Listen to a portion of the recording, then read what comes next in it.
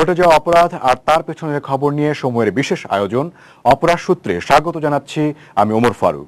এতিম মেয়েদের ওপর যৌন নির্যাতন চালানোর অভিযোগ উঠেছে নোয়াখালীর অসহায় মেয়েদের আশ্রয় কেন্দ্র শিশু পরিবারের পরিচালকের বিরুদ্ধে।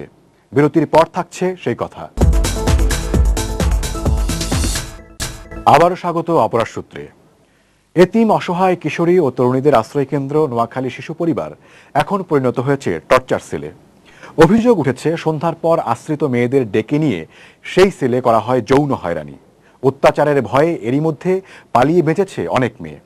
মুক্তিযুদ্ধের সময় শহীদ পরিবারের অসহায় শিশুদের আশ্রয় দিতে প্রতিষ্ঠিত এ প্রতিষ্ঠানের প্রধান আবু আহমদের বিরুদ্ধেই উঠেছে এইসব গুরুতর অপকর্মের অভিযোগ।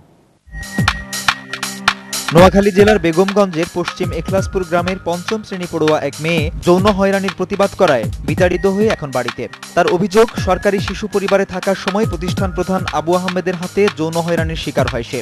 দেখে ফেলে আরো অনেক শিশুর ওপর হয়ে যাওয়া পাশবিক নির্যাতনের দৃশ্য।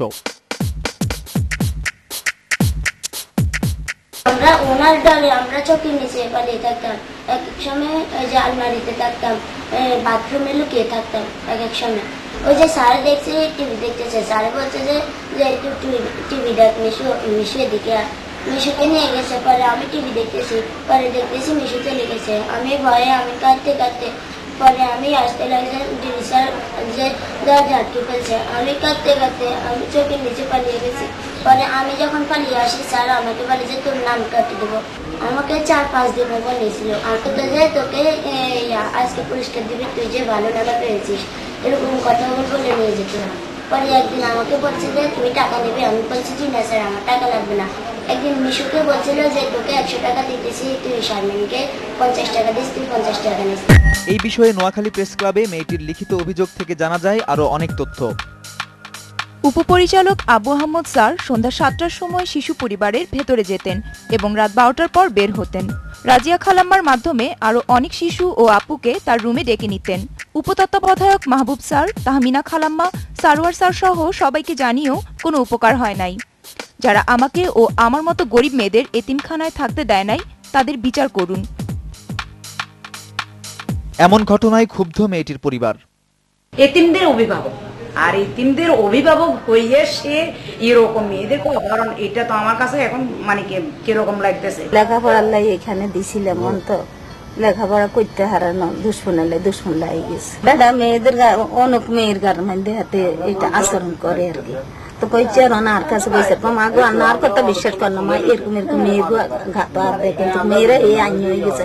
আই মা জীবন যাই না লেখাপড়া আর মারিয়ে যাইতাম। আমি বিচার চাই, এটার উপযুক্ত বিচার চাই। একই ধরনের অভিজ্ঞতা শিশু পরিবারের আরেক সদস্যের। প্রতিবাদ করায় তাকেও সইতে হচ্ছে একই পরিণতি। তুমি আমার কাছে যাও না কেন? স্যারে বলছে, আরে তো আমি ওর কাছে যাই না, যাতে সবাই জানে কি জন্য জানাতেন, কে যেন আমাদের বের করে দিয়েছে। আমার সাথে একটা মেয়ে আছে, ওকে বের করেছে, আমাকে বের করেছে, আমাকে ধাক্কা মেরে বেরোতে বের করেছে, আর কিচ্ছু বলে না।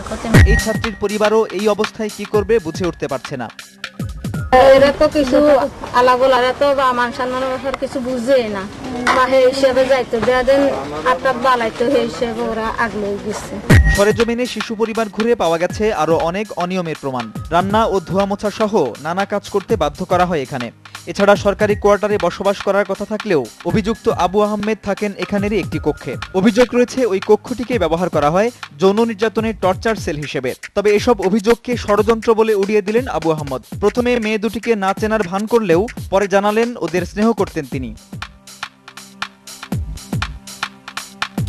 এই দুইটা মেয়েকে আমি চিনি না এবং আমি জানিও না, এটা একটা মিথ্যা। এটা একটা মানে আমার উপরে যে ইয়াটা লেগছে, এটা আপনার আমি মনে করি আমার মান সম্মান ক্ষুণ্ণ করেছে। আমি ডেপুটি ডাইরেক্টর, আমি তাদেরকে আপনার স্নেহের দিকে দেখি। আপনি যে মেয়েটার নাম বলছেন, বিশ্বাস করেন মেয়েটা, আমি তাকে এনকারেজ দিয়ে তাদের লেখাপড়া এক ক্লাসে উপরে উঠছে এবং হ্যাঁ এটা সে এক ক্লাসে উপরে উঠছে, কিন্তু পরবর্তীতে সে কি এখানে আসে না গেছে আমার এটা ধারণা নাই, কারণ এটা প্রতিষ্ঠানে কেন তার নাম কাটছে কি করছে কিন্তু আমি জানি না। তবে এই ঘটনার সুষ্ঠু তদন্ত করে ন্যায্য বিচার দাবি করছে পরিবার। এই ছিল এবারের অপরাধ সূত্রে। দেখা হবে আগামী পর্বে।